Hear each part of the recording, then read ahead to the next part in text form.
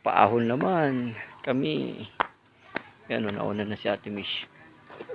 Ahon naman kami ngayon, paahon.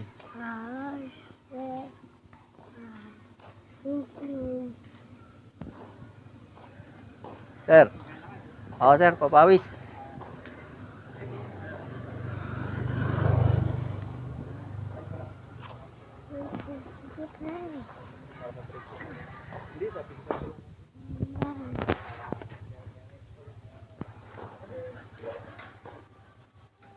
Lakad. So, sa bundok na kami. Ganda maglakad-lakad dito sa hapon. Papawis. Haba pa yan guys. Oh.